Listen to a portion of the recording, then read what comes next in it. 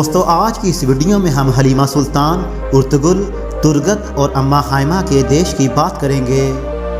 Ertugrul drama میں آپ نے اوز خان، اوز قبائل، اوز نسل اور اوز خان کی مہر کا ذکر تو سنا ہوگا۔ کیا آپ جانتے ہیں کہ اوز خان کون تھا؟ کیا آپ جانتے ہیں کہ آیا صوفیہ مرد تھا یا عورت؟ اس نام کی مسیحیوں کے نزدیک کیا اہمیت ہے؟ عیسائیوں کا عقیدہ ہے کہ دشمن اس کے پاس پہنچے گا تو آسمان سے ایک فرشتہ ہاتھ میں تلوار لے کر نازل ہوگا۔ آیا صوفیہ میوزیم کو مسجد میں تبدیل کرنا کیا قیامت کے نزدیک آنے کی نشانی تو نہیں؟ سن 2023 میں یہ دیش ایسا کیا کرے گا کہ پورا یورپ سن 2023 سے ڈر رہا ہے؟ کیا آپ جانتے ہیں کہ سعودیہ اور یہ دیش ایک دوسرے سے نفرت کیوں کرتے ہیں؟ اس دیش میں بچہ پیدا ہونے کے بعد اس کے تکیے کے نیچے کچھوا کیوں رکھا جاتا ہے؟ اس دیش کے لوگ گھوڑے کا گوشت اور گھوڑی کے دودھ کی چائے پیتے ہیں۔ اسلامی دنیا میں یہ واحد دیش ہے جہاں شراب پینا بھی جائز ہے۔ یہ دنیا کا واحد اسلامی دیش ہے جہاں پورنوگرافی یعنی فحش اور عریانیت کی فلموں پر پابندی عائد نہیں۔ اس دیش میں زنا کرنا کوئی جرم نہیں ہے۔ یہاں کی لڑکیاں بہت خوبصورت ہوتی ہیں۔ ان کے قد 5 فٹ 7 انچ لمبے، رنگت گوری اور آنکھیں نشیلی ہوتی ہیں۔ یہ دیش یورپ اور ایشیا کے بیچ واقع ہے، اسی لیے اسے یوریشیا بھی کہا جاتا ہے۔ یہ لوگ مٹھائیوں کے اتنے زیادہ شوقین ہیں کہ بچہ جنم لینے کے ساتھ ساتھ مرنے والے پر بھی مٹھائیاں تقسیم کی جاتی ہیں۔ یہاں کے لوگ اپنے دیش پر جان لٹا دیتے ہیں اور جب ملتے ہیں تو ایک دوسرے کے ہاتھ چومتے ہیں۔ اس دیش میں لال ٹوپی پہننا جرم ہے۔ دنیا میں سب سے زیادہ فیس بک اس دیش میں یوز کی جاتی ہے۔ عیسائیوں کے لیے یہ دیش ہمیشہ سے مقدس رہا ہے۔ دنیا کا پہلا چرچ بھی اس دیش میں قائم ہوا۔ سانٹا کلاز کا جنم بھی اس دیش میں ہوا۔ عیسیٰ علیہ السلام کی ماں حضرت مریم علیہ السلام نے بھی اپنی زندگی کے آخری ایام اسی دیش میں گزارے۔ دنیا میں پہلی بار لکھنے کی شروعات اس دیش سے ہوئی۔ اس دیش کی ٹیلی ویژن انڈسٹری پوری دنیا میں مشہور ہے۔ یہاں پر موجود گرینڈ بازار جو دنیا کا سب سے بڑا اور سب سے پرانا بازار ہے، جس کی 64 گلیاں، 4000 دکانیں، 25,000 ملازمین اور 10 لاکھ لوگ ایک وقت یہاں شاپنگ کر سکتے ہیں۔ اس دیش کے پاس نہ تو تیل کے کنویں تھے اور نہ ہی یہ ٹیکنالوجی کا دیش تھا، مگر پھر بھی یہ دوسرے عرب ممالک سے آگے بڑھ گیا۔ کہتے ہیں کہ سن 2050 تک یہ دیش تمام اسلامی ملکوں میں سب سے زیادہ پاورفل دیش ہوگا۔ دوستو آج کی اس ویڈیو میں ہم دنیا کے جس دیش کی بات کریں گے اسے لوگ ترکی کے نام سے جانتے ہیں۔ آج کی اس ویڈیو میں ہم آپ کو ترکی کے بارے میں ایسی دلچسپ و عجیب باتیں بتائیں گے جن سے ہماری آج کی نئی نسل ناآشنا ہے۔ یہ ویڈیو معلومات کا خزانہ ہے، اس لیے اسے آخر تک ضرور دیکھیں، اور اگر آپ نے ابھی تک ہمارا چینل دلچسپ معلومات سبسکرائب نہیں کیا تو جلدی سے اسے سبسکرائب کر لیجئے اور اس کے ساتھ لگے گھنٹی کے بٹن کو دبا دیں تاکہ آپ کو ہماری ہر آئندہ آنے والی ویڈیو کے بارے میں نوٹیفیکیشن ملتا رہے۔ دوستو ترکی ایشیا اور یورپ کے مابین واقع ہے، اس لیے اسے یوریشیا بھی کہا جاتا ہے۔ 8 کروڑ 25 لاکھ افراد پر مشتمل یہ دیش آبادی کے لحاظ سے دنیا میں 17ویں نمبر پر آتا ہے۔ اس دیش کا سرکاری نام ریپبلک آف ترکی ہے۔ ترکی ایک ایسا ملک ہے جو 2 بر اعظموں میں واقع ہے۔ اس ملک کی 97% زمین ایشیا جبکہ باقی 3% یورپ میں واقع ہے۔ اس دیش کی سرحد 8 ممالک کے ساتھ ملتی ہے۔ استنبول ترکی کا سب سے بڑا شہر ہے اور یورپ کا تیسرا سب سے زیادہ آبادی والا علاقہ بھی ہے، تاہم یہ ترکی کا دارالحکومت نہیں ہے۔ اس ملک کے کیپٹل کا اعزاز انقرہ کے پاس ہے۔ یوں تو برج کسی دریا یا نہر کو پار کرنے کے لیے بنایا جاتا ہے، مگر استنبول کا برج دنیا کا واحد پل ہے جو 2 بر اعظموں میں پھیلا ہوا ہے، جس کے ایک طرف ایشیا اور دوسری طرف یورپ واقع ہے۔ اسی وجہ سے ترکی کو ایشیا کا پل بھی کہا جاتا ہے۔ استنبول کو قسطنطنیہ کے نام سے بھی جانا جاتا ہے۔ استنبول میں 2 ایئرپورٹ قائم ہیں، ایک ایشیا کے مسافروں کے لیے اور دوسرا یورپین مسافروں کے لیے قائم ہے۔ اس دیش کے 99% لوگ مسلمان ہیں۔ मगर इस देश के लोगों से मिलकर लगता ही नहीं कि ये मुसलमान हैं। तमाम इस्लामी ममालिक में अल्कोहल बैन है, मगर तुर्की वाहिद इस्लामी देश है जहाँ शराब पानी की तरह दस्तयाब होती है। ये दुनिया में शराब पीने वाला 12वां बड़ा देश है और आप तुर्की के किसी भी रेस्टोरेंट में जाकर वाइट वाइन का ऑर्डर कर सकते हैं। तुर्की की महिलाओं का शुमार दुनिया की खूबसूरत लड़कियों में होता है। इन लड़कियों के कद 5 फीट 7 इंच लंबे और रंगत गोरी होती है। इनकी खूबसूरती देखकर लोग इन पर जान भी लुटा देते हैं। यूरोप और एशिया के माबैन वाक़या होने की वजह से इन लड़कियों में दोनों बरे-आज़मों की झलक देखी जा सकती है। इस देश में ज़ना जुर्म के ज़ुमरे में नहीं आता।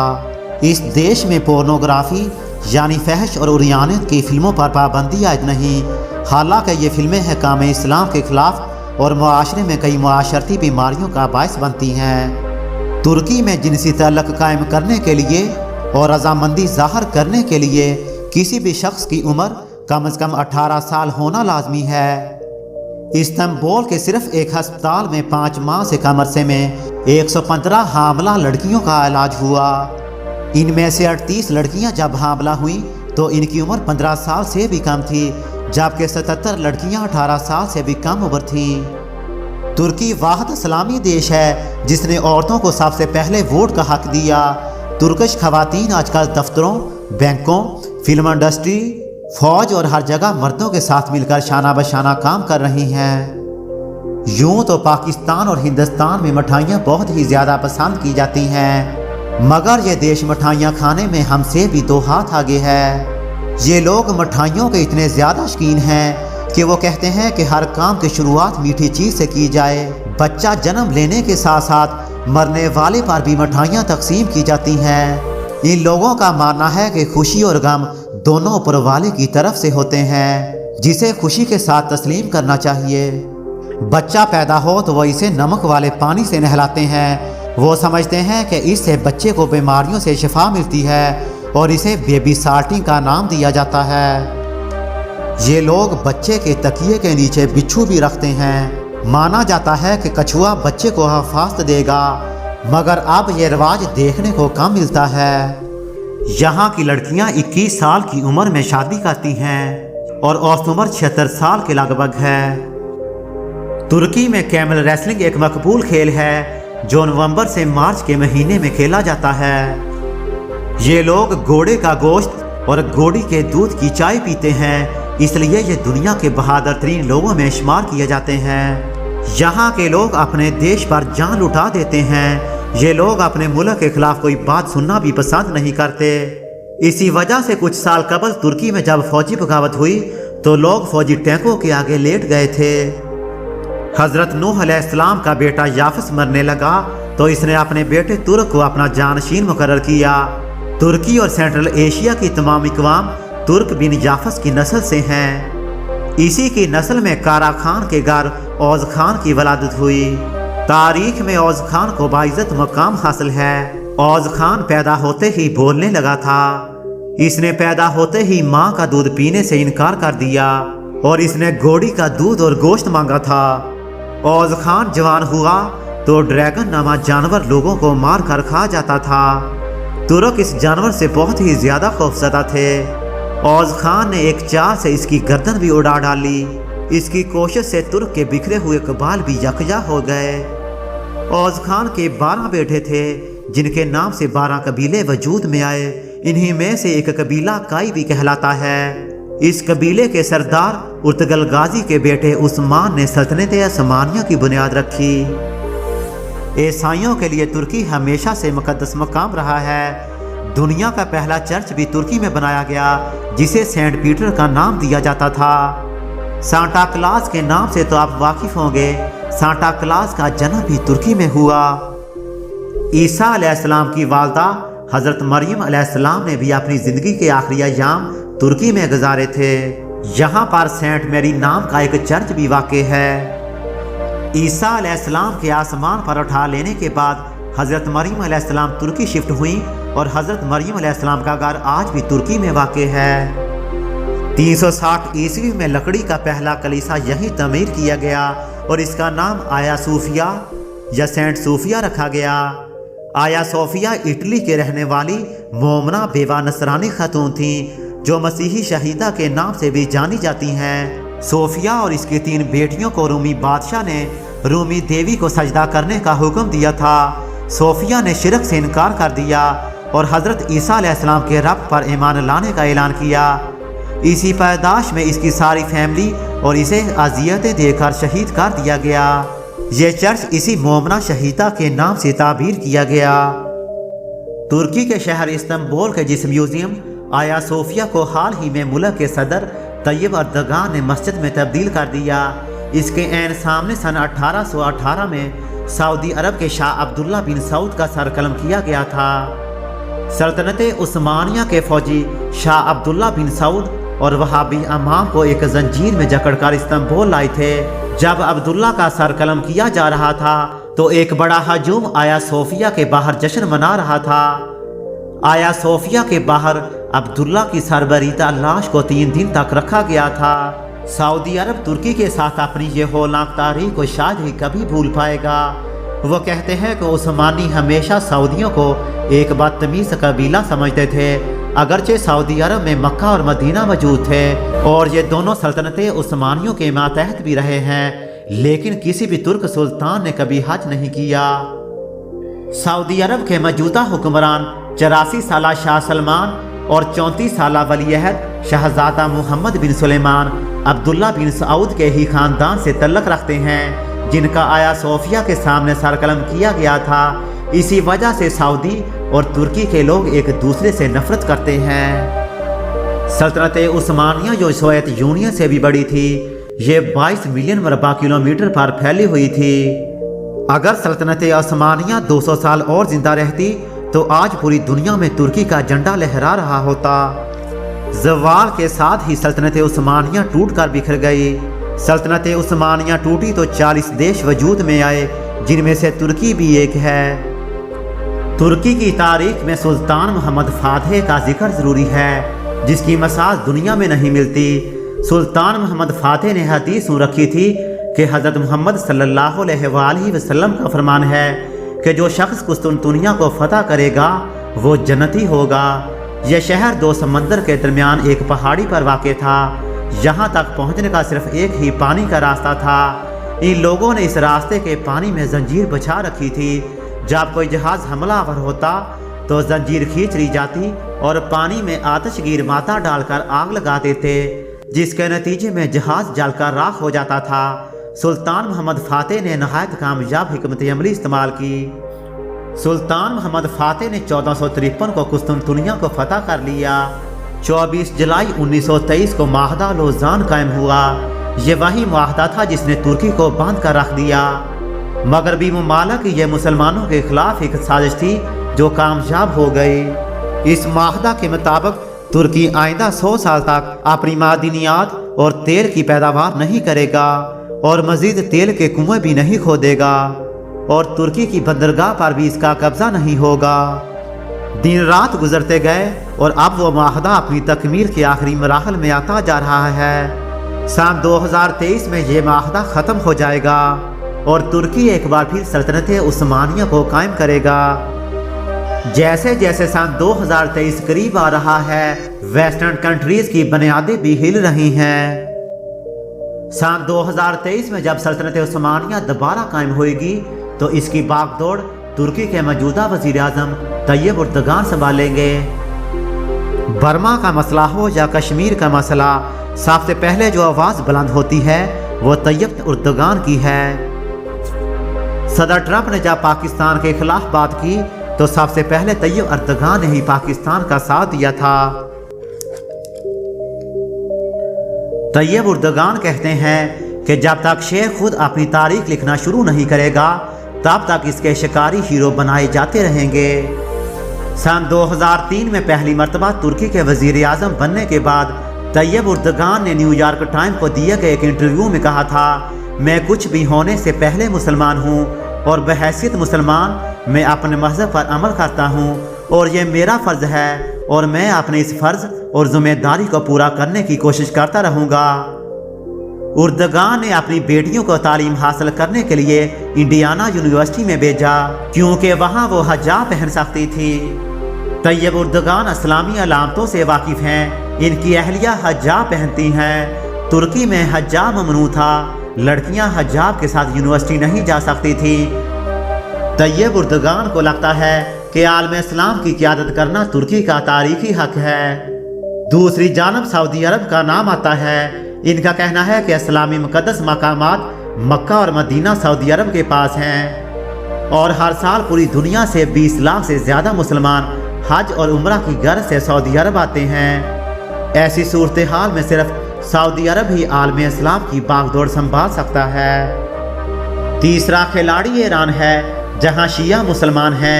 ईरान ये भी जानता है कि वह सुन्नी अक्सरियती इस्लामी दुनिया की रहनुमाई नहीं कर सकता, लेकिन सऊदी अरब जब तुर्की एक दूसरे के सामने खड़े होते हैं तो ईरान को ये बात बिल्कुल बुरी नहीं लगती। खिलाफत उस्मानिया का असल बानी उर्तुगल का पोता और उस्मान गाजी का बेटा और खान था। तुर्क इसे आर खान भी कहते हैं। वो सन 1281 में सगूत में पैदा हुआ और इसका बचपन अपने दादा की गोद में गुजरा। वो उर्तुगल का पसंदीदा पोता था। वो इसे अपनी जवानी के महमात के किस्से सुनाता रहता था। वो ज़मीन पर तलवार से दुनिया का नक्शा भी बनाता रहता था। इब्न अरबी की पेशगोई सुनाता था और फिर और खान से कहता था, जानपदर तुमने ये सारे शहर फतह और मेरे नाम के सिक्के जारी करने हैं। तुम अगर ये ना कर सको तो तुम अपने बेटों को मेरी कब्र पर लाकर इन्हें बताना, यहाँ एक ऐसा शख्स सो रहा है जिसने दुनिया की सबसे बड़ी इस्लामी रियासत का ख्वाब देखा था। और खान ने ये बात पल्ले बांध ली। उर्तुगल सन 1288 में इंतकाल कर गया और खान की उम्र इस वक्त 7 साल थी। वो जवान होने तक रोज़ दादा की कब्र पर हाजिरी देता था और कब्र के सरहाने खड़े होकर दादा का ख्वाब दोहराता था। रियासतें एक दिन में नहीं बना करती, इनकी बुनियादों तक में 4-4 नस्लें भी खप जाती हैं। आप ईरान से लेकर वियना तक का सफ़र करें, आपको हर 10-15 किलोमीटर बाद कोई ना कोई मज़ार, कोई ना कोई कब्रस्तान मिलेगा और इस कब्रस्तान में आपको कोई ना कोई तुर्गत, कोई ना कोई अब्दुर्रहमान, कोई ना कोई सामसा और कोई ना कोई बामसी मिलेगा। तुर्क फौज का एक जानसार दस्ता यानी चरी कहलाता था। ये लोग सिर्फ मरने के लिए मैदान में उतरते थे, लिहाजा ये कभी हार कर वापस नहीं आते थे। सुल्तान भी इनके खौफ से कोई नाइंसाफ़ी, कोई गड़बड़ नहीं करते थे। ये बागी शहजादों के सर उतार देते थे और कमज़ोर और करप्ट बादशाह को कान से पकड़कर तख्त से उतार दिया करते थे। सिगरेट हो या कागज़, राइफल हो या बूट, कमोड हो या फिर हेयर कलर, आपको इनके पीछे सल्तनत उस्मानी और तुर्क ही मिलेंगे। ये तमाम चीज़ें ईजाद यूरोप में हुई, लेकिन इन्हें बनाया और मार्केट तुर्कों ने किया। उर्तुगल की नस्ल के हर सुल्तान ने अपने नाम से एक महल्ला आबाद किया था और इस महल्ले में शानदार मस्जिद, मदरसे और शफाखाना भी बनवाया और अपना मकबरा भी बनवाया था। आप कुदरत का इनाम देखें, उर्तुगल के पास खैमा लगाने और घोड़ा बांधने की जगह नहीं थी, लेकिन फिर भी इसकी नस्ल में एक ऐसा वक्त आया जब 3 बड़े आज़मों पर इनकी हुकूमत थी। दुनिया में सबसे ज़्यादा तुर्की में हैं, जिनकी तादाद 83,000 से भी ज़ायद है। इसलिए तुर्की को मस्जिदों का देश भी कहते हैं। चाय पैदा करने वाले 5 ममालिक में तुर्की का नाम भी आता है। यहाँ के लोग हर रोज़ 10 से 12 कप चाय पी जाते हैं, मगर इनकी चाय में दूध का इस्तेमाल नहीं होता, इसलिए इसे ब्लैक टी भी कहते हैं। तुर्की दुनिया का वाह देश है जिसने सबसे पहले कॉफ़ी को मुतारिफ करवाया। ये लोग खाना खाने से पहले सूप पीना पसंद करते हैं। फुटबॉल यहाँ का मकबूल खेल है और सन 2002 के फुटबॉल वर्ल्ड कप में तुर्की तीसरे नंबर पर आया था। दुनिया में पहली बार लिखने की शुरुआत भी तुर्की में हुई थी। तुर्की में सुर्ख टोपी पहनकर बाहर घूमना ममनू है। इस टोपी पर मुस्तफ़ा कमाल पाशा ने पाबंदी लगाई थी। तुर्की में सबसे ज़्यादा परेशान जर्नलिस्ट को किया जाता है। सबसे ज़्यादा जेल की हवा भी जर्नलिस्ट ही खाते हैं। ऐसा नहीं कि हमारे देश की तरह जर्नलिस्ट कोई भी बात करके आगे बढ़ जाए और इसका कोई पूछने वाला ही ना हो। हर देश में वेलकम करने का मुख्तलिफ अंदाज होता है। किसी देश में अस्सलाम वालेकुम कहा जाता है तो किसी देश में नमस्ते कहकर वेलकम किया जाता है। मगर तुर्की के लोग जब आपस में मिलते हैं तो एक दूसरे का हाथ चूमते हैं। इनका मानना है कि ऐसा करने से प्यार बढ़ता है। ये लोग चिड़िया को हिंदी बोलते हैं। इनका मानना है कि चिड़िया का जन्म भी हिंदुस्तान से हुआ। तुर्की की टेलीविज़न इंडस्ट्री पूरी दुनिया में मशहूर है और अमेरिका के बाद तुर्की दुनिया का दूसरा देश है जो अपने ड्रामों को पूरी दुनिया तक पहुंचाता है। लंदन के बाद दुनिया का सबसे पुराना और सबसे दूसरा अंडरग्राउंड रेलवे स्टेशन भी तुर्की में मौजूद है। तुर्की में शेर को असलान कहकर पुकारा जाता है। बहुत से लोग हेयर ट्रांसप्लांट करवाने के लिए तुर्की का रुख करते हैं क्योंकि दूसरे बहुत से ममालिक के मुकाबला में तुर्की में हेयर ट्रांसप्लांट सर्जरी इंतहाई अफोर्डेबल प्राइस में होती है। टमाटर पैदा करने वाला तुर्की दुनिया का चौथा बड़ा देश है। यहाँ की 25% आबादी देहातों जबकि 75% से ज़्यादा लोग शहरों में रहते हैं। ट्यूलिप तुर्की का नेशनल फ्लावर, कबाब यहाँ का नेशनल फूड, जबकि रेसलिंग यहाँ का कौमी खेल माना जाता है। अमेरिका और यूके के बाद सबसे ज़्यादा फेसबुक तुर्की के लोग ही इस्तेमाल करते हैं। दुनिया में सैर व तफरीह करने वाला तुर्की छठा सबसे बड़ा देश है। इसकी वजह यहाँ के 383 खूबसूरत बीच हैं। इन बीचेस को ब्लू फ्लैग अवार्ड भी मिल चुका है। ब्लू फ्लैग टैग इन देशों को दिया जाता है। यहाँ के बीच इंतहाई खूबसूरत और देखने के काबिल होते हैं। इस्तांबुल में मौजूद ग्रैंड बाजार दुनिया का सबसे बड़ा और सबसे पुराना बाजार माना जाता है। इस बाजार की 64 गलियाँ, 25,000 मुलाजमी, 4,000 दुकानें और तकरीबन एक वक्त 10 लाख से ज़्यादा अफराद इस बाजार में शॉपिंग कर सकते हैं। तुर्की का कुल रकबा 7 करोड़ 83 लाख और 356 मरबा किलोमीटर है और यह रकबा के लिहाज से दुनिया में 36वें नंबर पर आता है। तुर्की की सरकारी ज़बान तुर्किश है। यहाँ की करेंसी तुर्किश लिरा के नाम से जानी जाती है जो सन 2020 में पाकिस्तान के 20.37 रुपये जबकि इंडिया के 9.25 रुपये के बराबर होती है। तुर्की के 81 सूबे और 600 शहर हैं और तुर्किश एयरलाइन दुनिया की 7वीं बड़ी एयरलाइन मानी जाती है। तुर्की में अब तक 25 बड़े ज़लज़ले आ चुके हैं और सन 1939 में आने वाले ज़लज़ले की शिद्दत रेक्टर स्केल पर 7.8 थी। तुर्की का सबसे बेहतरीन आर्किटेक्ट माइमार सिनान था। ये 1497 में ईसाई घराने में पैदा हुआ, ताहम बाद में इसने इस्लाम कबूल कर लिया। उन्होंने 321 इमारतें डिज़ाइन की जिनमें से 85 इमारतें आज भी मौजूद हैं। उम्मीद है दोस्तों तुर्की के बारे में हमारी आज की ये दिलचस्प वीडियो आपको पसंद आई होगी। वीडियो अच्छी लगे तो इसे ज़्यादा से ज़्यादा लाइक और शेयर ज़रूर कीजिए। आपसे मुलाकात होगी एक नई और दिलचस्प वीडियो के साथ। तब तक के लिए बिलाल अहमद को इजाज़त दीजिए। अल्लाह हाफिज़।